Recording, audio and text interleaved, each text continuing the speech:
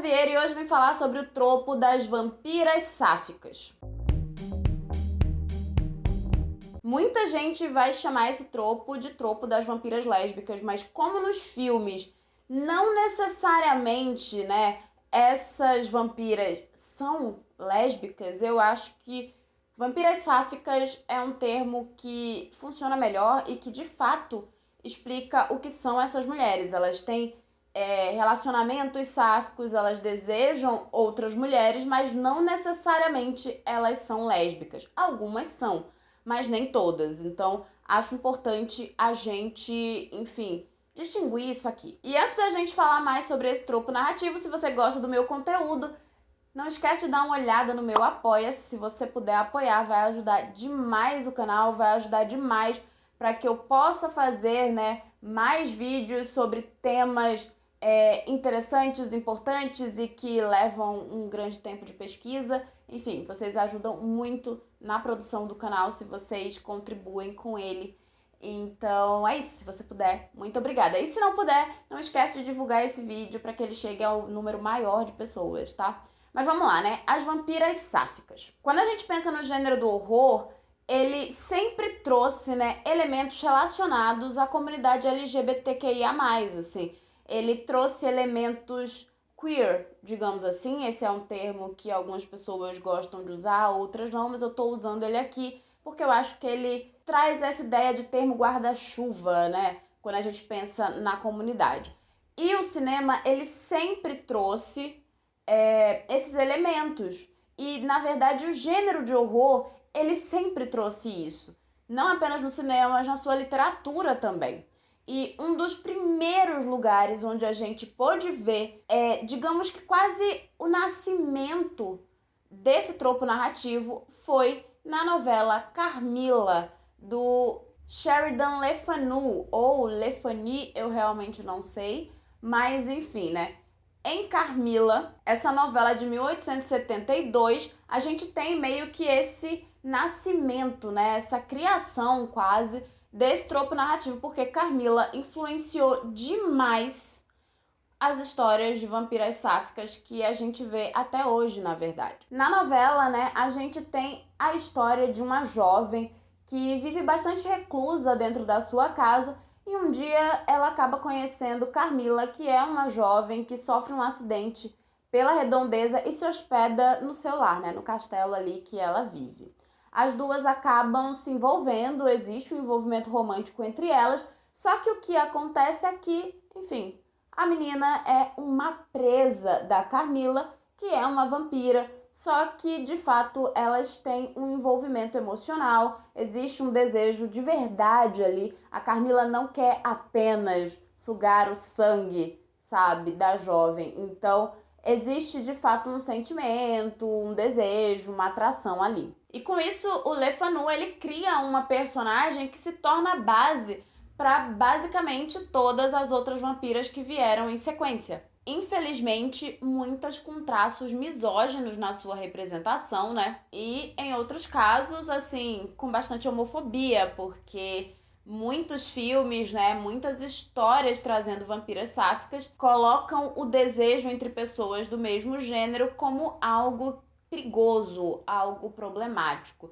E a gente sabe que não é assim, mas a homofobia cria esse tipo de coisa e durante muitas décadas, as narrativas seguiram por esse caminho. E, inclusive, isso é o que acontece com um dos primeiros filmes que trazem a coisa da vampira sáfica, que é o caso do A Filha do Drácula, de 1936.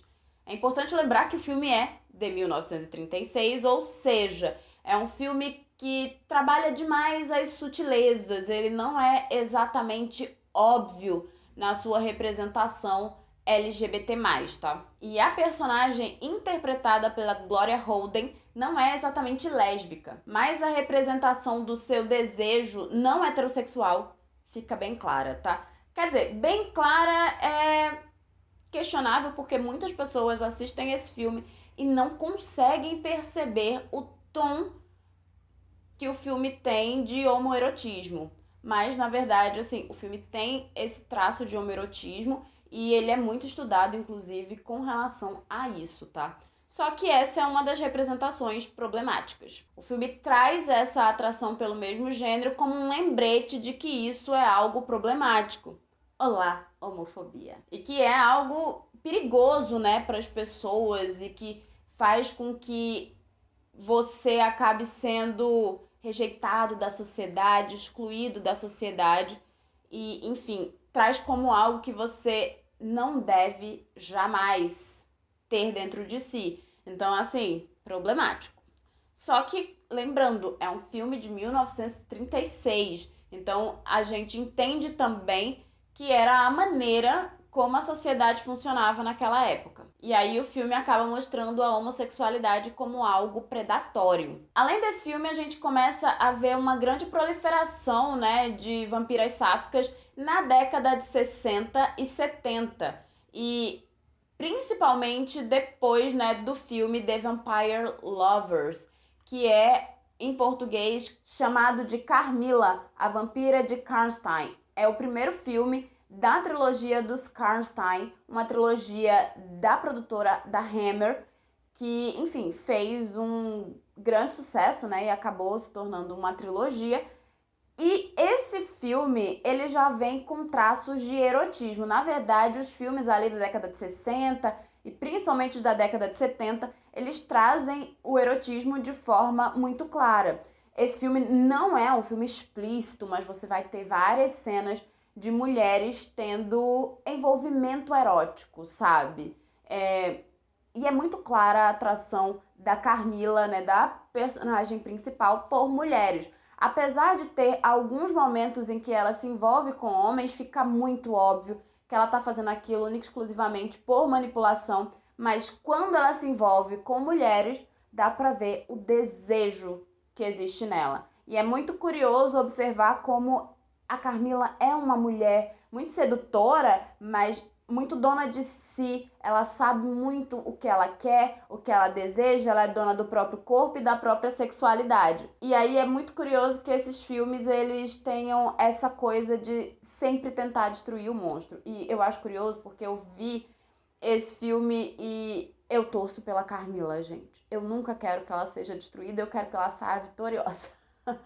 Mas é isso, é um desses filmes que tem coisas positivas, mas também tem seus traços negativos, infelizmente. E como o nome deixa claro, né, esse filme tem sim inspiração no livro, no conto, na verdade, na novela do Sheridan Le Fanu. Então ele traz basicamente todos os elementos ali da novela original, tá? Esse é um daqueles filmes que tem bastante objetificação, mas a objetificação não invalida, digamos assim, os pontos positivos que o filme tem, porque ele, como eu já falei, né, traz uma personagem empoderada, e, enfim, mas ele tem suas doses de misoginia, tem muito essa coisa do homem que vai lá pra salvar o dia, e isso é muito comum em alguns filmes com, né, esse tropo das vampiras sáficas que são feitos ali na década de 70. E outra coisa é que depois, né, desse filme e da trilogia Karnstein, a gente começa a ver vários outros filmes de vampiras sáficas e eles são extremamente eróticos e objetificantes. Eles são muito mais explícitos, assim, do que o Carmilla, né, a vampira de Karnstein. Não são pornográficos, mas são muito mais explícitos. Eles estão ali mostrando as duas mulheres e fica bem óbvio pra mim, inclusive, que você tá vendo uma cena feita para excitar um homem heterossexual.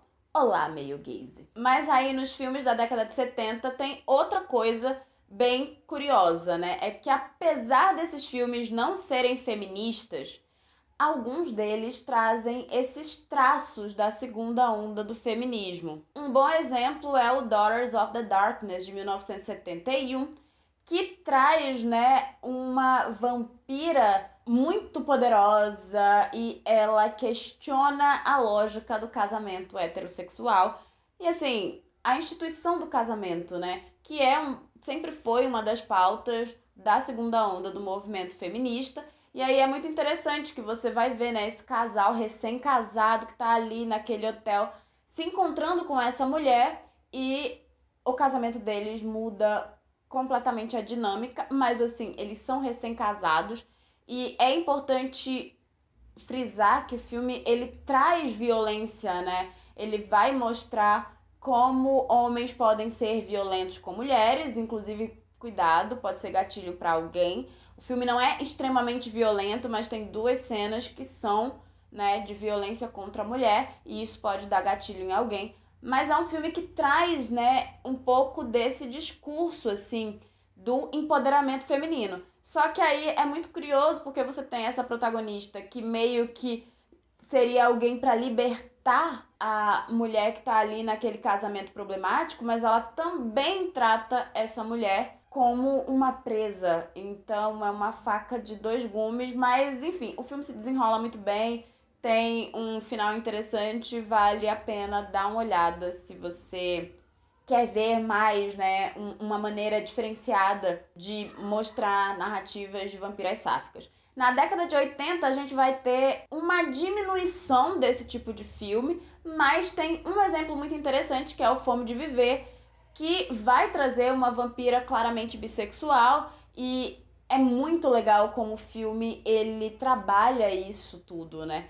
Só que, além do Fome de Viver, não tem tantos filmes assim, e a gente vê uma decaída desse tipo de narrativa, né? Desse tropo narrativo, do uso desse tropo narrativo.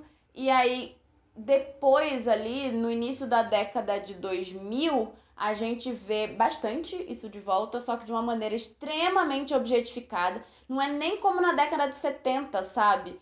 Porque na década de 70 ainda existia essa coisa, né, de tentar empoderar a mulher de alguma forma, vinham, né, logo depois de uma época de censura.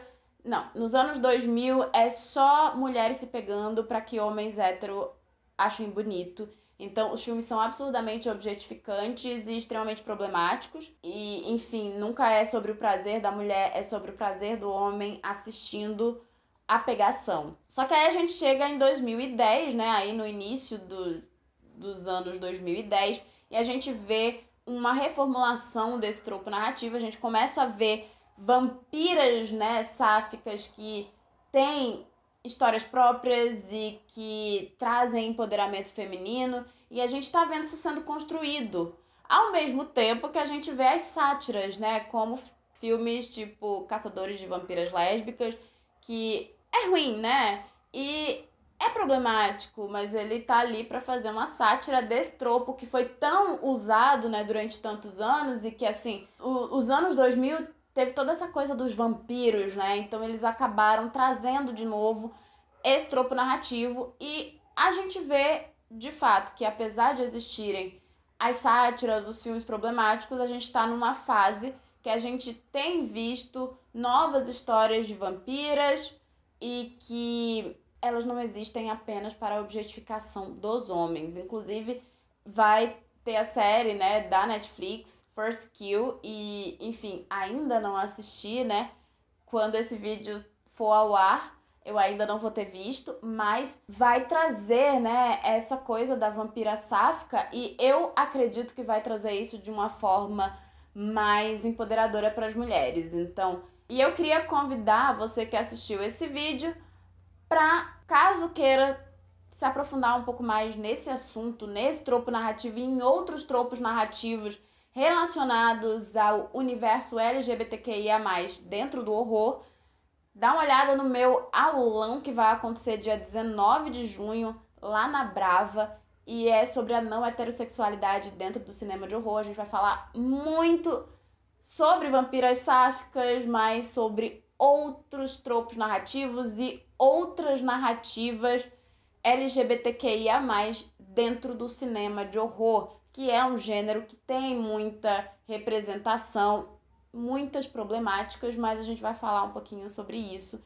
Então, dá uma olhada, vou deixar o link aqui embaixo. Se você lembra, né, de filmes que tragam esse tropo narrativo, que você gosta, que você não gosta, comenta aqui e não esquece de curtir o vídeo, se inscrever no canal, e é isso. Tchau!